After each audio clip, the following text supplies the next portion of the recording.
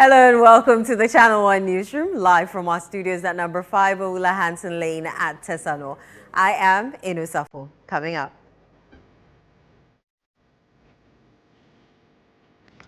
TMA Daycare Center to reopen on March 30 after aircraft-related closure. Well, we've had, a few requests to reconsider opening sooner, which is why we're looking at Monday. But before that happens, currently ongoing as, slight renovation works. Parliament passes law to reform legal education and expand access. Whichever law school you go to, whichever law faculty you attend, all of us would end at the doors of the National Bar examination. All of us. Ibrahim Mahama seeks justice over compensation in assault probe. None of us have any problem against the Ghana Police Service. It's said that specific unit that assaulted us that we want to make sure that at least some kind of justice is served. Southern Village promises sumptuous meals at 2026 Back to Your Village Festival. Yeah, that's amanyanya. Amanyanya. The bomanyanya. Oh, this boma. Yeah, this is not. In Channel 1 Business.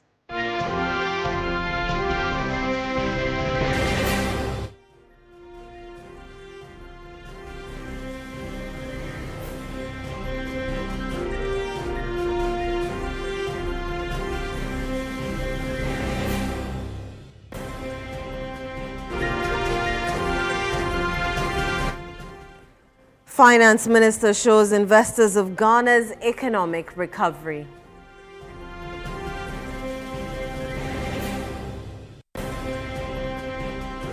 One Sports. Black Stars remain competitive despite absence of key players.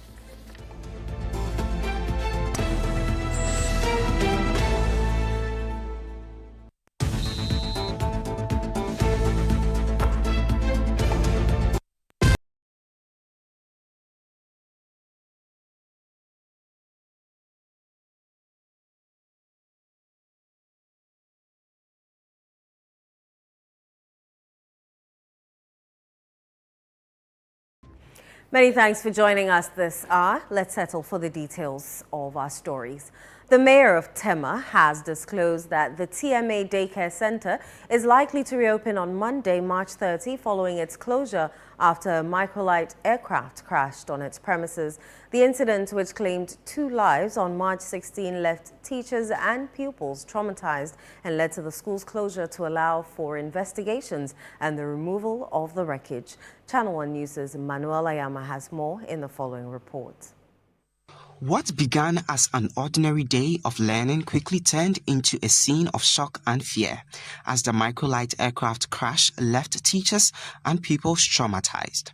With memories of the tragic moment still fresh in their minds, support has been extended to help them cope and begin the healing process.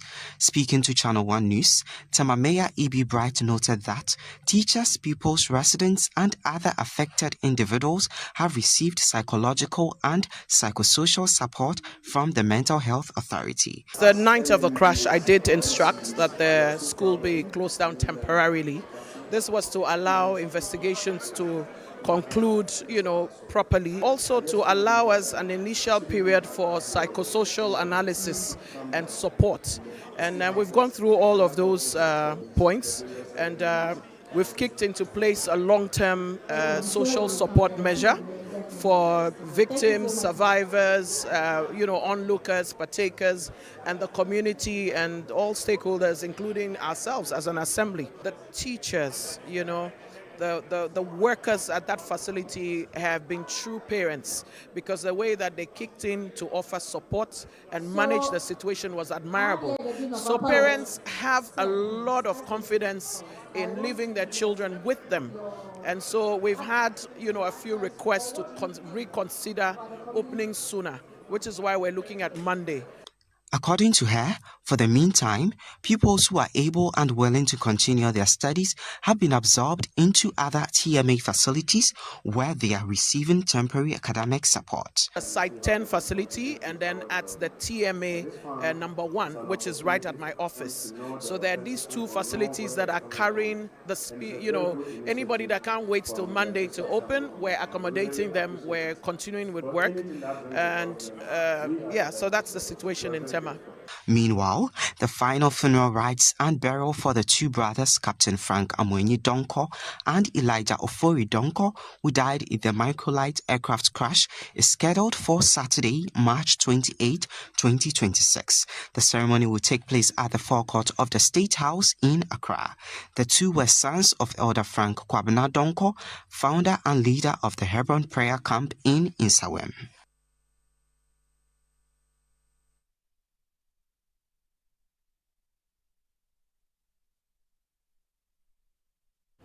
Now, over 1,000 petty traders in Kasoa risk losing their livelihoods following a decision by the Owutu-Senya East Municipal Assembly to demolish some temporary structures to make room for the building of permanent stalls.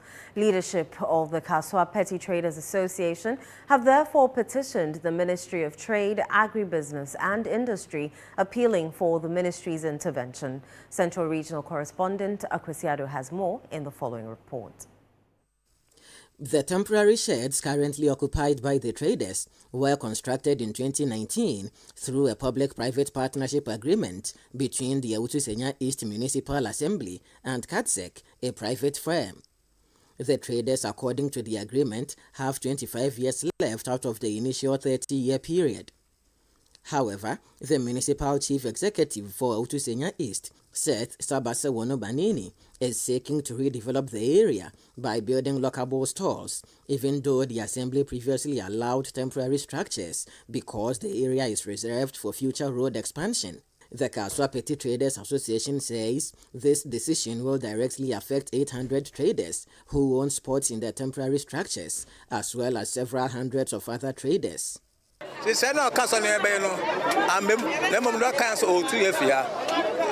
And only how says you are made that a date 27th March.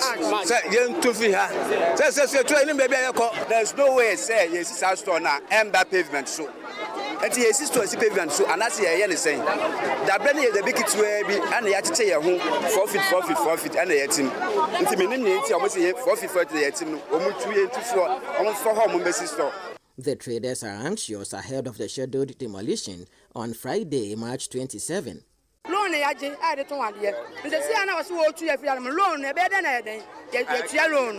Leadership of the Kasoa Petty Traders have subsequently forwarded a petition to the Ministry of Trade, Agribusiness and Industry, demanding an abrupt suspension of the MCE's decision. In our petition, we also made it clear that the MCE, Madam Honorable Felesna Hoyo, had not had a proper engagement with we the traders and the assembly. It is the assembly that gave us an engineer and the contractors that came to do that thing for us with our own money. And in understanding, the assembly has made it clear that we and the contractors have a contract that it is for 30 years. And as it's now right now, we've spent only 5 years. What happens to the next 25 years, at which right now we've not come to a point of even agreement? The ministry, in response, has pledged to attend to the matter while urging the affected traders to remain calm. So this is what the minister and the team will also engage the relevant authorities to see if there's a way of an engagement and then to make sure that sanity prevails at the place. Apart from the impact on traders, the redevelopment may also impact future road expansion projects. For the Channel 1 Newsroom, I am Akwesiado, Kasoa, Central Region. Renowned visual artist Ibrahim Mahama says his pursuit of justice following an alleged assault is driven by principle, not money. This comes after the case was escalated to the National Police Headquarters in Accra following a meeting with the Inspector General of Police. There's more in this report. The alleged assault is reported to have occurred in Tamale on March 21, 2026. It is said to have involved a group believed to be part of the IGP's Special Operations Team. However, the team led by DSP Abdul Bawa Jalil has strongly denied any involvement. As part of ongoing efforts to establish the facts, the Inspector General of Police invited both Ibrahim Mahama and the Northern Regional Police Commander to Accra to assist with investigations. Following the meeting, the outsiders expressed confidence in the police administration to handle the matter fairly. The point is that when things like this happen, the question is that how do we make sure that it does not repeat itself? None of us have any problem against the Ghana Police Service. It's that specific unit that assaulted us that we want to make sure that at least some kind of justice is served. We are not looking for money. Obviously, I don't need that. And it's not about that. It's more just about justice, just to make sure that at least people understand because we are all in a country, we are in a democracy. We just want to understand what is happening and see how we can solve it so that when other people are outside elsewhere and things like this happen, at least they are sure that in the country that they live in, the matter will be taken seriously and there will be some kind of justice. Director of Public Affairs at the Ghana Police Service, DCOP Grace Ansan Krofi, assured the public that the matter will be thoroughly investigated and any persons found culpable will be punished. The police are willing to work with him throughout the investigation process till we get to the end of it, and we have assured him of a thorough investigation, and any persons found culpable will be taken through the due process of the law. This was a meeting convened by the Inspector General of Police himself to assure Ibrahim Mahama that the police is attaching the utmost importance to this very matter. For him, Ibrahim, he is trusting the police administration to conduct thorough investigations into this very incident and deliver justice for him. For Channel 1 News, Charles Osukumi reporting from the police headquarters here in Accra. Parliament has passed the Legal Education Bill 2025, establishing a new regulatory body and introducing sweeping reforms, including the transfer of professional legal training to accredited universities and the introduction of the National Bar Examination. Channel 1 News' me, Ayukwe Okan, reports. The Legal Education Bill 2025 establishes a Council for Legal Education and Training, which will be responsible for regulating legal education and certain curriculum standards across institutions. Now, a key provision of the legislation is the shift of the Professional Legal Education and Training Program from the Ghana School of Law to accredited universities. Here are excerpts of what transpired on the floor of Parliament on Thursday after the passage of the bill. We believe that this is the dawn of a new era, where all students will be fairly treated. Whichever law school you go to, whichever law faculty you attend, all of us would end at the doors of the National Bar Examination. All of us. They said that as for soul sourcing, they will never do soul sourcing. Mr. Speaker, but today we know that they are the apostles of soul sourcing. Ghanaians have seen the true colors of the NDC, and I'm sure, just as that poor cocoa farmer said, Mahama, what do you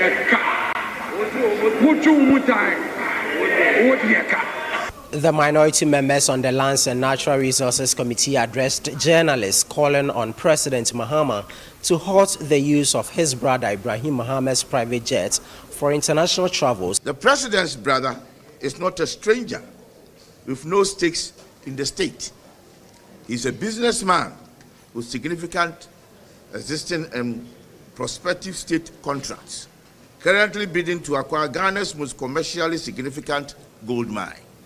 That's the Damai mine. The provision of substantial travel benefits by such a person to the president, who controls the levers of the state, is precisely the relational conflict that Chirac jurisprudence prohibits. The group also announced plans to petition the Commission on Human Rights and Administrative Justice charge to probe the matter.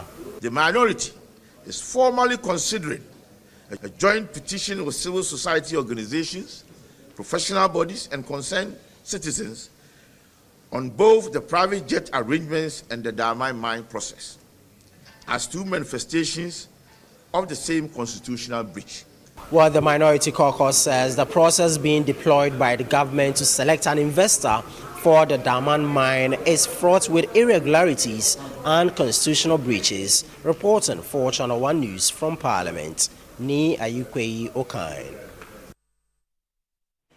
We're joined via Zoom by the chairperson of Parliament's Constitutional and Legal Affairs Committee, an NDC MP for Daboya Mankarigu, Ibrahim Mahama, to discuss the passage of the Legal Education Bill. Many thanks for joining us, Honourable. How are you doing?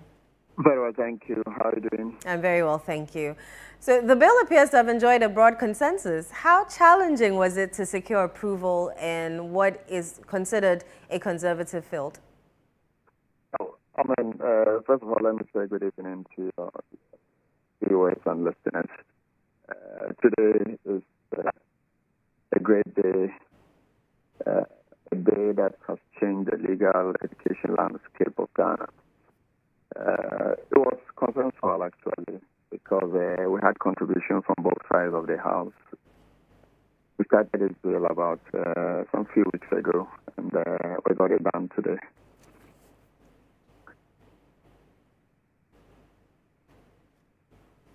Hello, Honourable Mahama. Hello. Yes, please go ahead. It seems your line is breaking. Not too good. Yes, that's fine. Yeah.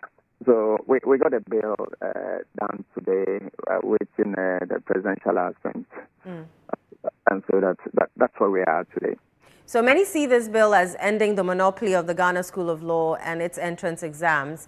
Beyond that, what are the key reforms being introduced? Yeah, so you hit it right on the nail. A few weeks ago, I made it very clear that last year was the last time over 5,000-6,000 students will write one exam, competing for 100 seats. And so the legal reforms have come to get this off from the Ghana School of Law. So the other key things we find here is a level playing ground for every LLB student who wishes to pursue a degree in law, that the person's destiny does not lie in somebody else's hands. So we want to accredit a number of universities to the same program like my podcast.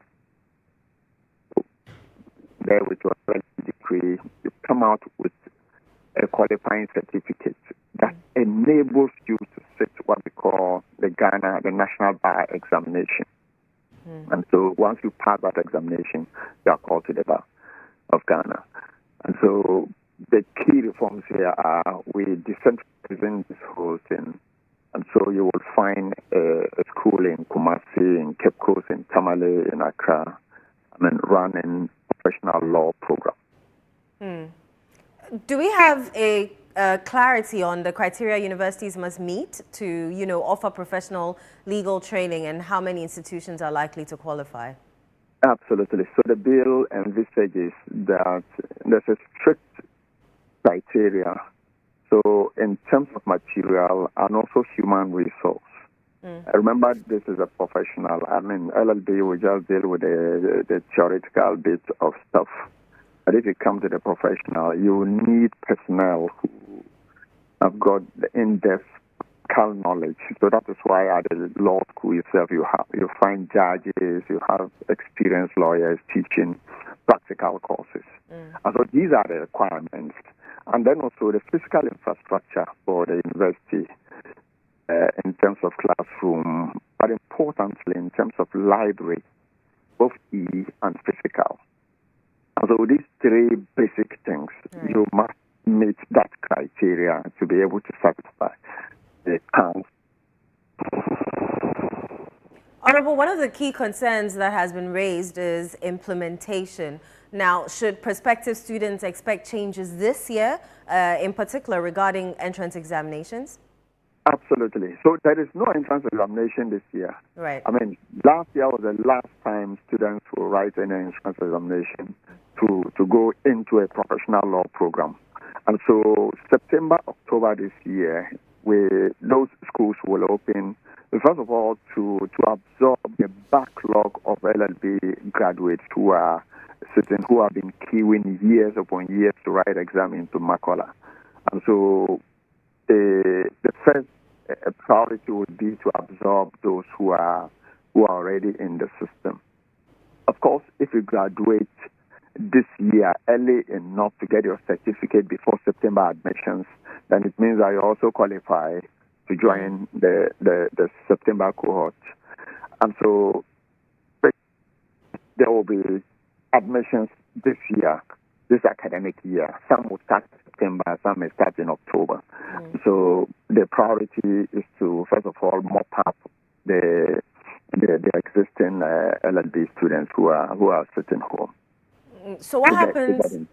What happens to the Ghana School of Law as it currently is now? Yeah, so two things would have happened. We have two batch Ghana School of Law now in the system. Part 1, professional part 1, and then part 2. They become the very last batch. Okay. Now, we have transitional provisions that are catered for them. And so they will go through the old system and calling them into the bar. Then, afterwards, Ghana School of Law will still remain a professional training place, just like the other institutions that will be accredited. And then, in addition to that, they will serve as the center for organizing receipt examinations. Remember, this is now going to be like, after you qualify, you get your certificate from the training institutions. Right. That certificate now qualifies you to enter and write the national bar examination. So, but there's no guarantee you can write the bar examination and pass at once. And so, Ghana School of Law will still be there to organize the receipt examinations and the rest of that for those who may not be able to go through once. And so that school still remains as we have it. And we'll still train professional lawyers to get them to write the national bar examination, but not to give them certification from the Ghana School of Law. Very well. Honorable Ibrahim Mahama, always a pleasure speaking to you. Very well. My pleasure. Thank you so much. Thank you, too. Let's move on to some other stories now. In the wake of a rapidly changing global economy, mining sector trade union leaders across Africa are calling for urgent unity and stronger control over the continent's natural resources. The call was made during the 3rd Executive Council meeting of the African Federation of Miners and Mineral Wealth, where union leaders expressed concerns over growing exploitation. The following report has more. The meeting brought together trade union leaders in the mining sector to examine Africa's place in a rapidly evolving global order. Labour Minister Dr. Rashid Purpo warned that the continent risks exploitation if it fails to take collective control of its natural resources. The African Federation of Miners and Mineral Wealth was established to unite mine workers, protect their rights, and ensure the continent benefits from its mineral wealth. Africa's rich natural resources also expose the continent to exploitation and eventually to the grief of our people.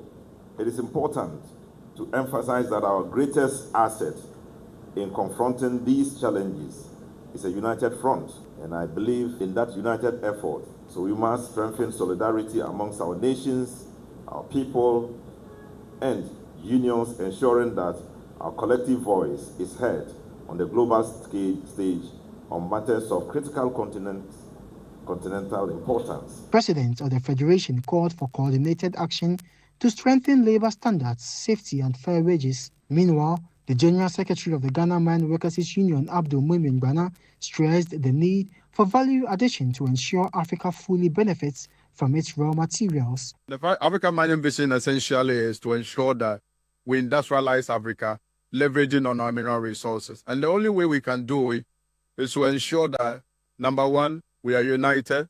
Number two, we are able to harness, our diverse potential.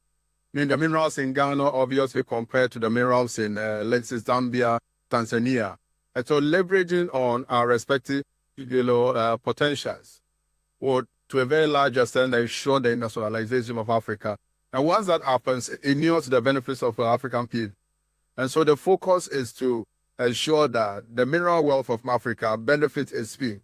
And the only way to do it is to begin to harness that potential ourselves. You're still watching the Channel 1 Newsroom on Channel 1 TV with me, Eno Safo. Still to come.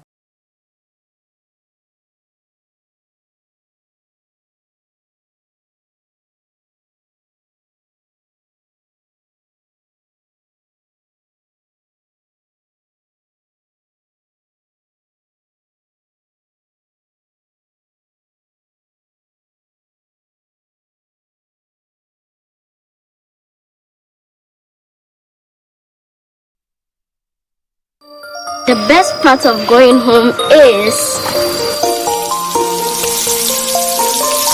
family. Sit up! Hey, mommy, my wife is cooking something delicious. Go here.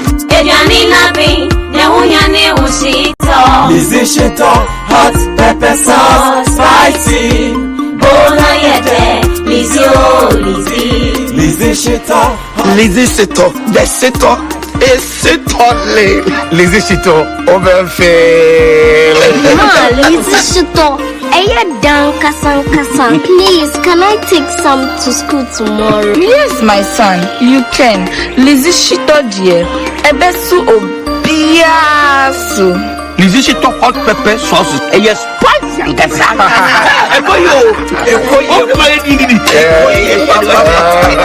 Lizzie Shito hot pepper sauce. Spicy.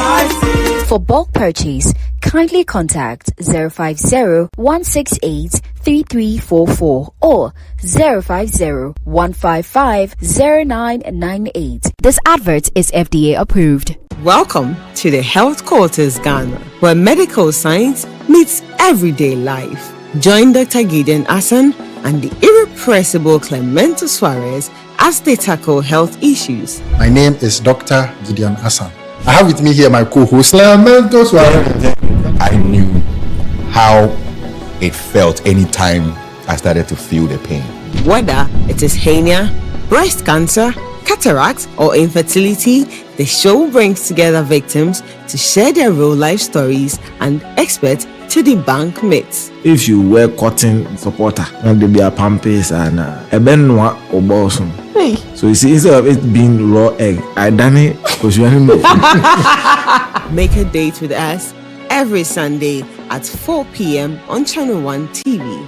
Don't forget to subscribe on YouTube and all social media platforms at Health Quarters Ghana.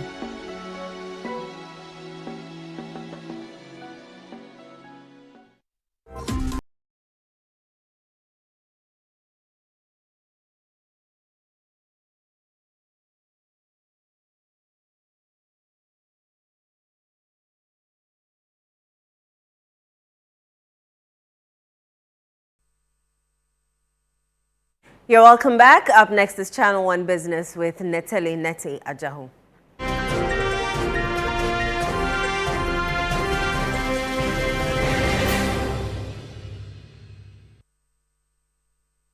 We've been assured that our economy is good, so investors should come in. Come in.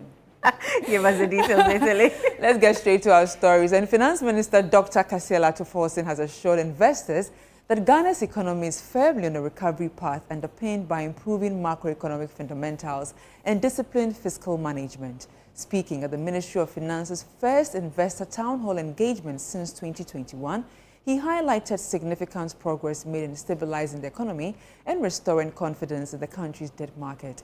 He also underscored ongoing reforms to deepen transparency and strengthen investor confidence. I can assure you that we have taken some significant steps to reform the way we do things and to make sure that going into the future, what we have seen in recent past does not happen again. Some of the things we've done, the reforms we've put in place, we have engraved them in law to the extent that this will ensure irreversibility. So I've said to the team here at the Ministry of Finance that never again should Ghana default in the servicing of our debt. As a result, you can see the steps we have taken is pointing to a track record of fiscal and debt discipline. This track record is there for all of you to see. You could see, obviously, from 17th of February 2025, some of the steps we've taken here. We were able to pay about 6 billion Ghana cedis in coupons that fell due during the period. And this is made up of cash and PIKs. On the 16th of June 2025, Fitch upgraded Ghana long-term foreign currency rating.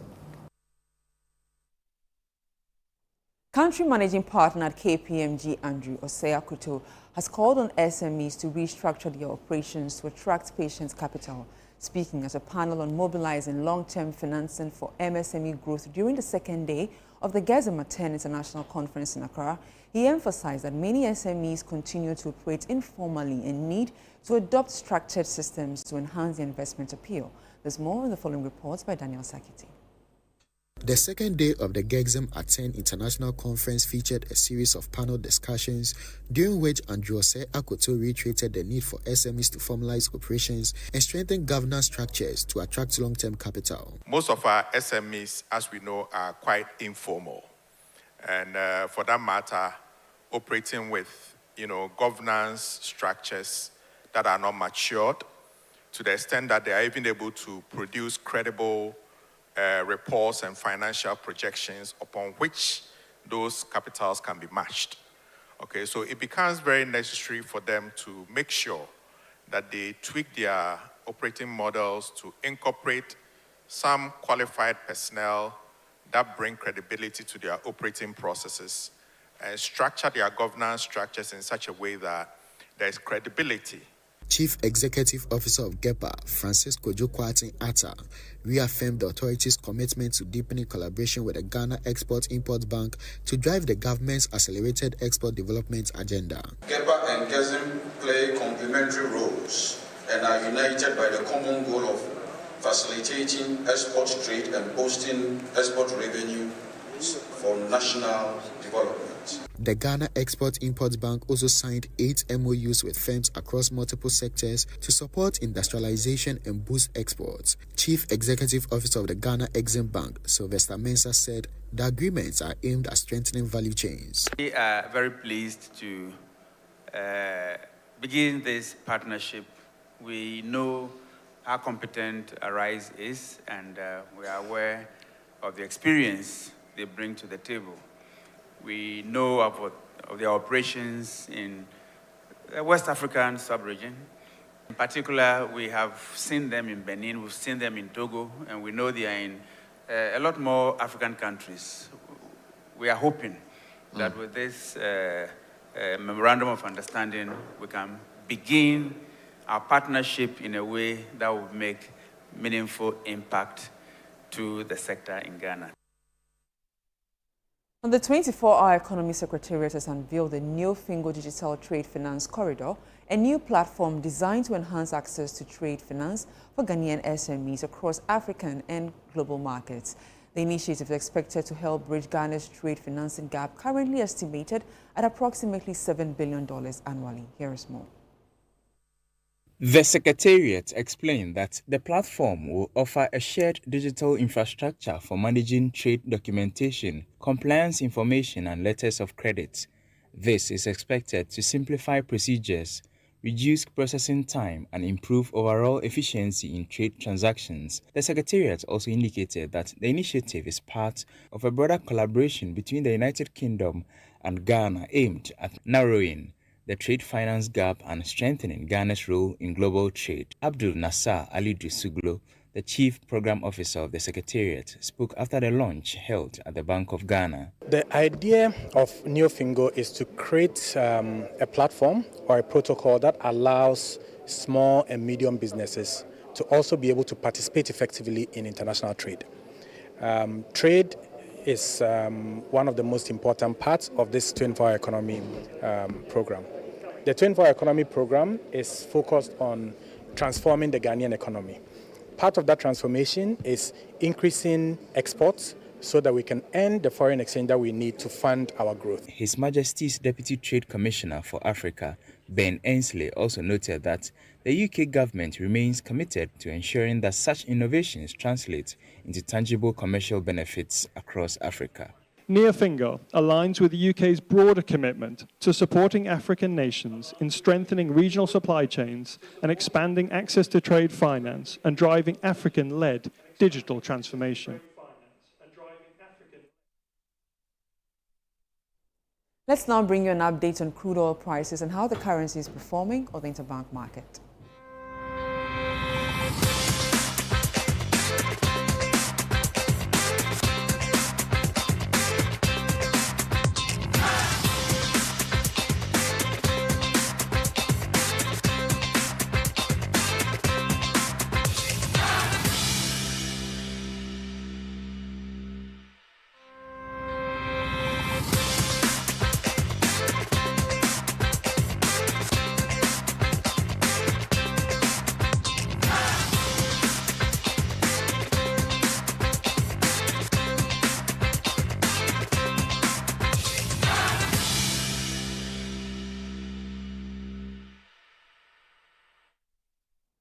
And that's all for business. I am Netili Neti Ajahu. Back to you, No. Thank you very much, Netili. Let's do some more stories.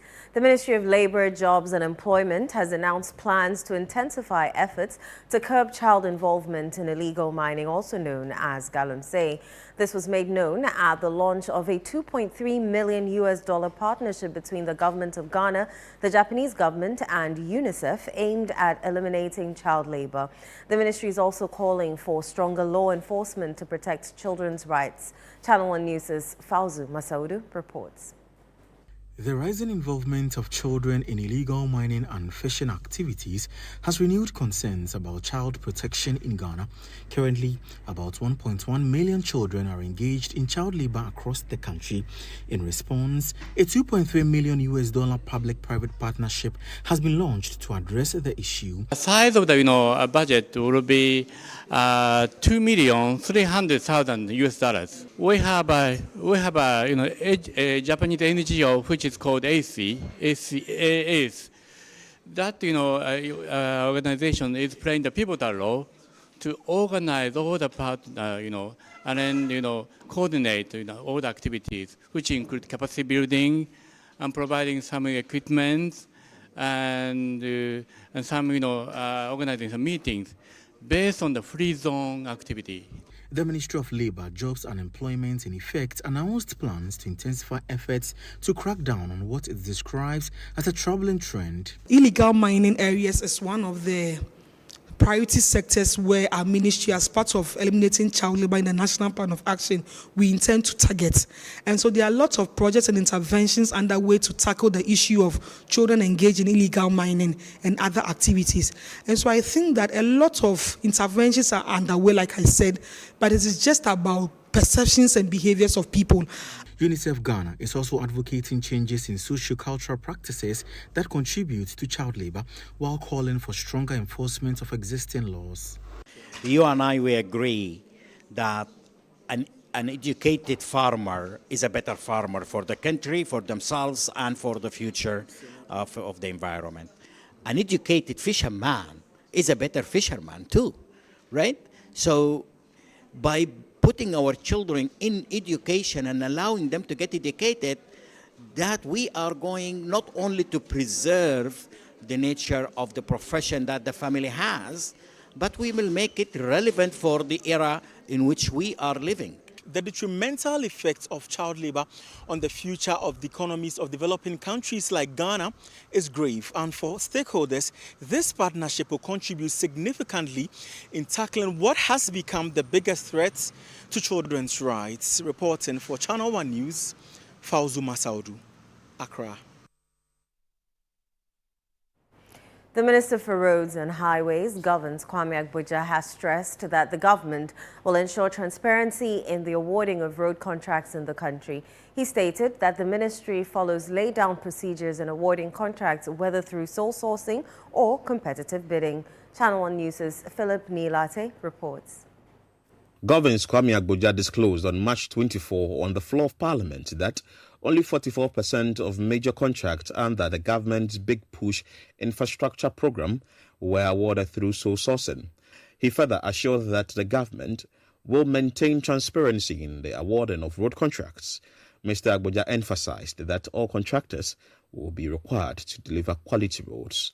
In the past, they will say that, oh, X and Y Limited have done this road. So when it gets spoiled, nobody knows. Of course, everybody knows President Mahama, who is the owner of the Big Push, and his lieutenant at the ministry is Kwame Agboja. Why is it difficult to know the managing director and the shareholders of every project? So that if it goes wrong, everybody knows that it's a BYD or whatever it is the one who did the bad job. They don't hide under the name of the company because Ghanaians are fed up for paying billions to build roads that fail in front of them in 6 months. We are making a commitment that we'll make sure that you get value for money in terms of the best price for the work and the best quality for the work, and the project should last for the design life. Commenting on the Swami Interchange project, the Roads Minister revealed that contractors will be paid by the end of the week to enable them resume work. I'm aware that the Finance Minister has given authorization. Some point this week, they should receive the full payment for all the outstanding works done, and the works done which were not paid for. What it would mean is that the contractor can go back quickly to site and work. We also You are referring to the Swami Interchange? Yes, exactly. So by this week, the yes, contractors they should could receive be able some to... payment exactly, for all the work that they did and were not paid for. Which, how much are we looking at here? Over $23 million. Okay. The Minister for Roads and Highways, Governor Kwame Agboja, has indicated that the government will be transparent in the awarding of road contracts within the country. Reporting for Channel 1 News, I am Philip Latte. A one-month ban on drumming and noise-making within the Ga state starts on May 4 to June 4, 2026, as part of preparations for the annual Homowo Festival celebrated by the Ga people. This was announced by the Ga Traditional Council at a press conference in Accra. Rachel Engman reports. President of the Gadangwe Council and former Attorney General Ni Ayikwe Otu, who made the announcement on behalf of the council, explained that the ban is an important spiritual and customary observance ahead of the Homowo Festival. Part of the customary rites leading to the celebration of the annual Homowo Festival, there will be a ban on drumming and noise making within the jurisdiction of the Ga State from Monday 4th May 2026 to Thursday, 4th June 2026. The ban prohibits the use of microphones, clapping, and other musical instruments during worship. All worship centers should confine their activities within their church premises. 2. Noise making, including use of microphones, clapping of hands, the use of tambourines, and other musical instruments are prohibited during this period. 3. The positioning of loudspeakers outside the church premises and mosques is banned during this period. 4. Roadside evangelism with megaphones and other loudspeakers should also be totally avoided during this period. A joint task force working with the Regional Security Council and the Ghana Police Service will enforce the directive and prosecute offenders. A task force working with RESEC and various metropolitan, municipal and district assemblies has been deployed to collaborate with the Ghana Police Service and the other security agencies to monitor adherence and address any violation and prosecute culprits who fail to comply with the ban. We urge all residents, visitors, and institutions to respect this cultural practice. The Ghana Traditional Council is urging residents and institutions to comply with the ban on noise making as preparations begin for the annual Homowo Festival. Reporting for Channel 1 News, I am Rachel Engman. Did you know that southern Ghana is home to some of the most sumptuous meals in the world? This is why you should not miss the 2026 Back to Your Village Food Festival. Channel 1 News' Melody Fafa brings you a glimpse of what to expect at the southern village of this weekend's food festival. In Ghana, food brings people together. It is culture, identity, and heritage served on a plate. Every bite connects generations. At this year's Back to Your Village Food Festival, we present the 3 indigenous villages, the Akan village, the northern and the southern village. In southern Ghana, there is a wide range of sumptuous meals from the Greater Accra, Volta, Oti, Central, Western and Eastern regions. In the Greater Accra region, there is Komi Kekina with hot pepper. Then in the Central region, there is Fante Dokno, also enjoyed with Fante Fante and sometimes pepper sauce. In the Volta region, you would find the popular local, Aklen with Fetri Dechi, Fetri Toto, Abobitadi, or even Amadechi loaded with crab and tilapia. Others might also opt for Pinot or Jenkle. This is why you cannot afford to miss this year's edition of the biggest food festival in Ghana. Yeah, that's amanyanya. It's Amanyanya. Yeah, bomanyanya. Oh, this boma. Yeah, This is not.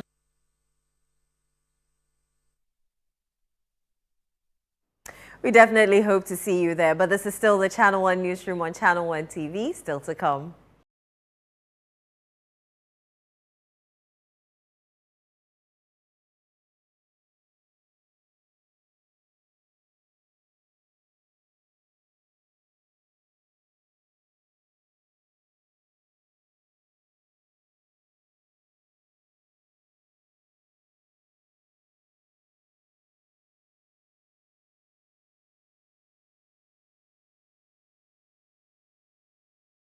Yes, next. Hey, Nadia Benson, Asamo.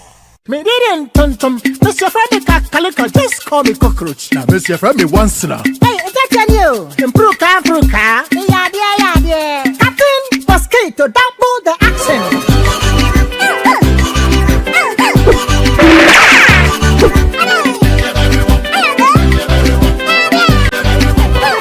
Me did this sasso spray. Mr. Friendly sasso quell. Yeah, come to my sasso.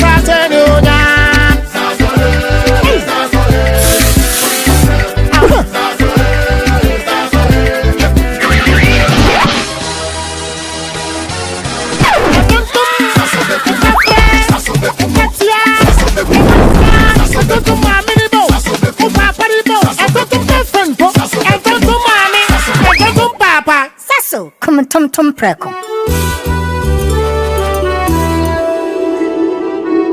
Are you planning to relocate from your company office or house, whether across cities to another town or halfway around the country? You want a moving company you can depend on to get you there? Let me introduce you to Logistics Movers. We are here to help you every step of the way, from planning the move to unpacking the last box and settling into your office or home. We have the expertise, experience, and market understanding and offer fast, reliable, and professional transportation services in Ghana. Our main thrust is to successfully move your business, household items safely, on time, and hassle-free. You can call us on 0246 833 539 or 0244 342 465. You can also send us an email to info@logisticsmovers.com or check our website www.logisticsmovers.com. Why expose your company or household items to theft or damages when you are relocating if it's avoidable? Logistics Movers, we help you relocate.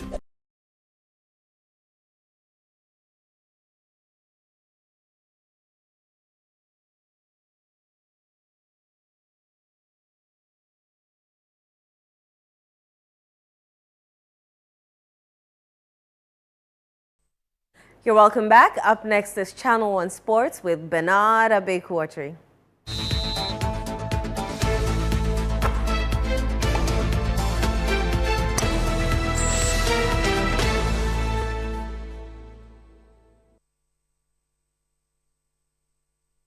Abeku, people say we should bring back the love. Absolutely. You don't want to? I mean, my heart can't stand it anymore. Gotten a yellow jersey, let's say a gold, that's a representation. For me? Yeah. Okay. So the you $100 or £100 yeah, jersey. the $100, yeah. Oh, so you have one for me? Yeah. Okay. So, you know, the love is there. You might say, give us the details. Let's get into it, shall we now? Black Stars head coach Otuado says his team remains in strong shape despite the absence of some key players ahead of the upcoming international friendlies. Ghana will face Austria on Friday before taking on Germany on Monday as part of preparations for the 2026 FIFA World Cup. While a number of regulars are unavailable, Otuado is confident in the depth of his squad, insisting the players called up are ready to step in and deliver. Yeah, I mean, if somebody gets injured, it's always not a good situation. I think Iñaki had a good form, and Brendan actually came back from his injury, and before that he also scored a lot of goals. So yeah, I'm really sorry for them. It will be again a good possibility also for them to show themselves. Yeah, I'm very happy that the team seems to be in a good shape, and Ransford Yeboah Königsdorfer came to replace them, and yeah, I think we have to focus on what is ahead of us. There's no time, and there's no need to look behind who could be here. There are a lot of others who are injured also, and I hope that everybody will be ready at least before the World Cup. And now I still think we have a good squad to beat Austria. I went from there to some school games. After months of inactivities, schools in Zone 3 are set to return to competition as inter-school games resume in the central region under tightened security measures. Organizers say the new protocols are aimed at ensuring the safety of students and officials as competitive sport make a comeback in the zone. There's more in this report. Sports activities among schools and colleges in the central region have officially resumed following the lifting of the earlier ban. The suspension of inter-school sport in the region was enforced earlier this year by the Central Regional Directorate of the Ghana Education Service as part of measures to maintain discipline and ensure safety following reported disturbances during previous competitions. The much anticipated Zone 3 Inter-Colleges competition is set to take center stage on Tuesday, March 31 and Wednesday, April 1, 2026 at the Cape Coast Sports Stadium. Secretary of the Zone 3 Inter-Colleges competition, James Nunu, has emphasized that a lifting of the ban is a significant boost for student athletes, noting that it provides them with a vital platform to compete and earn the certification needed to pursue educational opportunities both home and abroad.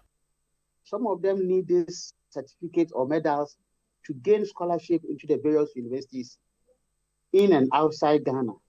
Some of these students need this medal and certificates to enter into this security services. And I believe that the lifting of the ban creates an atmosphere where at least I believe most of the athletes are happy. The competition, which will feature approximately 14 prominent schools, is scheduled to begin promptly at 8 a.m. on each day. Notable institutions such as Infantipim School, St. Augustine's College, Wesley Girls High School, Holy Child School, and Efutu Senior High Technical School will compete in both the boys and girls divisions. Secretary of the Zone 3 Inter-Colleges competition, James Nunu, also revealed that the Regional Director of Education has introduced strict security protocols to be adhered to by all stakeholders aimed at preventing a reoccurrence of past disturbances. We are involving fire service. We have never involved fire service to far as our sporting activity, even though I stand to be correct, but I've been in the region for quite a long time. And I don't remember ever involving the fire service to be part of the security measures in the coming into both Interco and Superzona. But today, the fire service are bringing quite a huge number. They are bringing their tender so that in an event there is any rowdyism or any problem, they will use their tender to disperse the crowd. That's the very latest from the world of sport, and I am Bernard Abekoche. That's your sports. Thank you very much, Abeku. And that's how we wrap up today's bulletin. Do remember that our website, channel1newsonline.com, has more information on our top stories and more. Subscribe to Channel 1 TV on YouTube for more exclusive video content from Channel 1 TV. Download the Channel 1 TV app on the Google Play Store.